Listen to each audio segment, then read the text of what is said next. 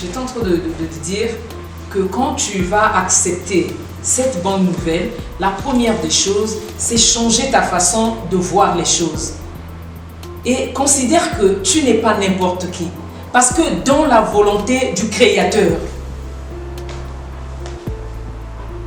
il t'a créé à son image. Alors, si tu es créé à l'image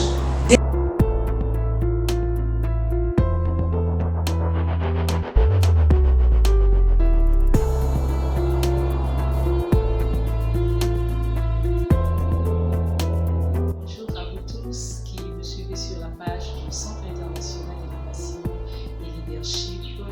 Comme prévu, nous voici à notre rendez-vous de l'espoir. Je suis Adéline Milan. La fois dernière, je vous avais annoncé que la suite, c'était parler de mon témoignage. Alors, voici comment ma vie était il y a 8 ans. J'étais une fille sans valeur.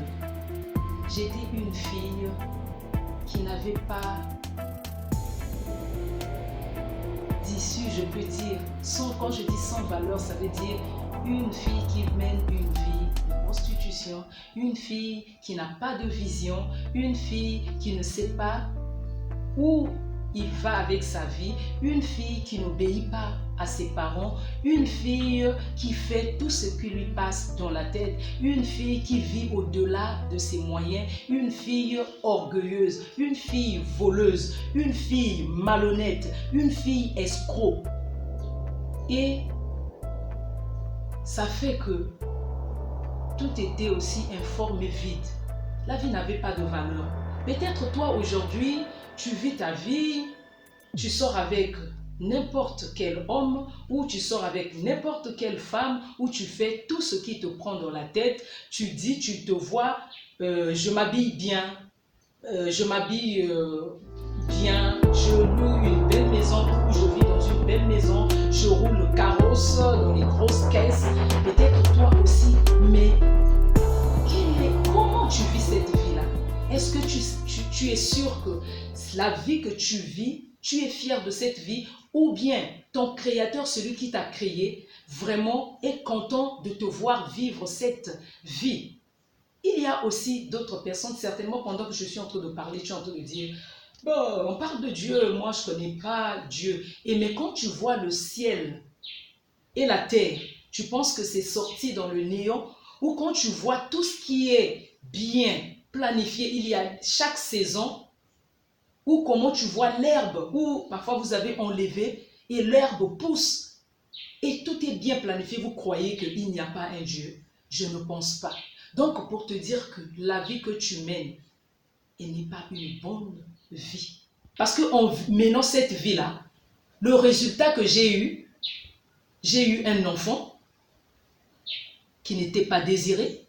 Le mariage aussi n'était pas à ma faveur.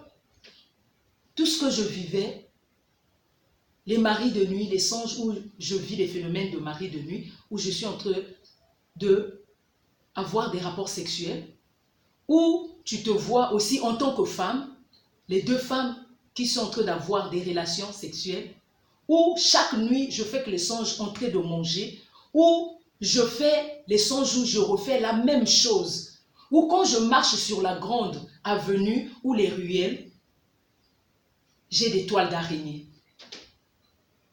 Je suis passée de lavage en lavage, où vous allez chez quelqu'un qu'on appelle berger, sinon bergère, on vous fait des lavages pour vous enlever les maris de nuit, pour aller chez les 10 heures de bonne aventure, comme on le dit dans le monde, aller faire des pratiques. J'ai fait tout ça là pour enlever les maris de nuit, pour en parler de l'envoûtement, on parlait de blocage, on parlait d'échec. Mais j'ai fait tout ça, mais rien ne marchait. Rien ne marchait. Donc je vivais tout ce que vous m'avez vu citer au début. Peut-être même au début, quelqu'un se disait, mais pourquoi elle donne tous ces titres-là? C'est tout simplement pour te dire que ma vie était à terre. Mais quand j'ai accepté le message là de la bonne nouvelle que je t'annonce aujourd'hui, le rendez-vous de l'espoir. Quand j'ai reçu cette bonne nouvelle, l'espoir que mon Dieu est capable de me rendre libre. Mon Dieu est capable de faire tomber les chaînes. Et mon Dieu est capable de me rendre libre. Quand j'ai accepté cette bonne nouvelle, j'ai cru à ce que Dieu a dit. Et j'ai changé ma vie. Si bien que tu peux voir tous ces titres-là. Mais nous allons le poursuivre prochainement. Comment j'ai fait pour arriver là? Comment j'ai fait pour que ma vie change? Ma vie qui n'avait pas de sens. Une vie d'échec qui s'est transformée à une vie de témoignage aujourd'hui comme je suis en train de te témoigner. Prochainement, nous le verrons. Mais pour aujourd'hui, tout ce que je peux te dire, tous ceux qui sont dans la vérité, tous ceux qui acceptent la vérité, peu importe ce que l'entourage, peu importe ce qui se passe dans le monde, tous ceux qui acceptent la vérité, ils ne seront jamais confondus. Jamais confondus. Parce que moi, j'ai des mots, j'ai des preuves pour te démontrer cela. Et c'est ce que le peu que toi, tu viens d'écouter. Parfois, tu penses que avec la vie que je vis là, est-ce que c'est possible? Moi aussi, je posais la même question. Alors, je te dis que c'est possible. Mais la balle est de ton côté. C'est à toi de faire le choix. Et donc, pour aujourd'hui, je m'arrête là. Je m'arrête là pour aujourd'hui.